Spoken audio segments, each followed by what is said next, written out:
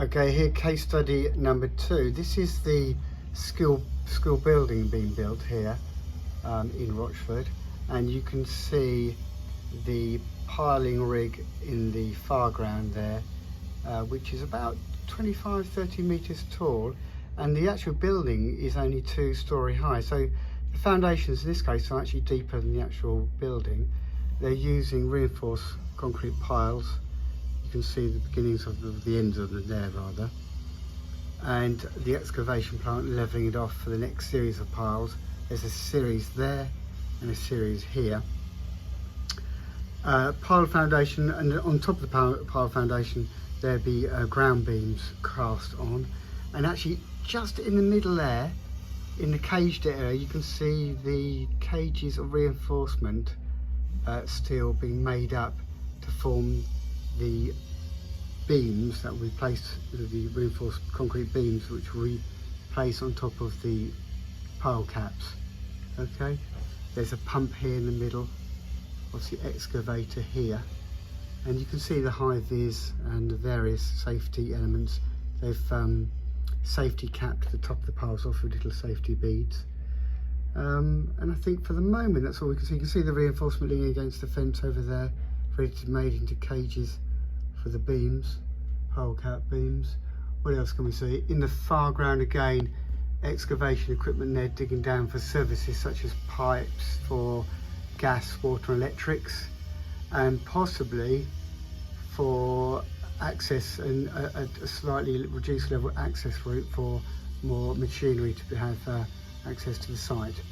But it's a good example of what goes on most sites here, I think, and we'll come back to this, and this will be a case study I think would be quite useful for the students.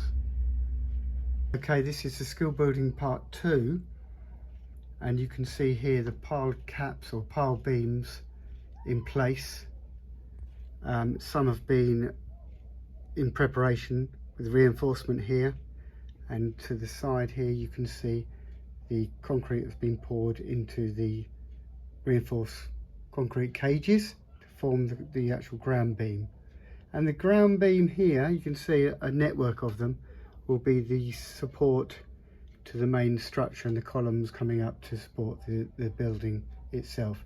You've got the heavy plant still in place here, putting some of the other site, and the site hoarding, obviously fencing is all in place still, and that will remain of course until the end of the job pretty well. So that's part 2. It's starting to come out of the ground, which is nice to see, and we can certainly see some progress from the last clip. Health and safety wise, you can see it's all very carefully managed. You can see the guys working there in the trench, and there is some support to the sides of the excavation to stop trench collapse and danger to them. In the centre there, can you see in the centre of the site, there's slightly a lowered area. They're putting obviously preparation for more ground beams on top of the piles or pile caps, but it might be also an area where the lift shaft will be coming up for the 2nd floor, so they're preparing a slightly larger area of foundation work. Okay, come back to you later. Okay guys, back to the rebuilding of the school building in Rochford, and here you can see the beginnings of the steelwork, superstructure work going into place. You can see the lugs there welded on top for the floor plating that will be put on, but you can also see obviously the beginnings of the various sections that we bolted to the ground beams.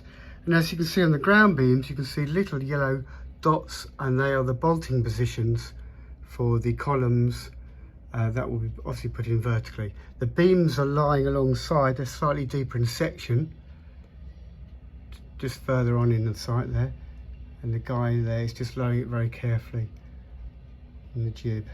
Okay, there's a mobile crane obviously involved here. The site's been levelled off, so it's safe for them to use in terms of moving from one side to the site without danger.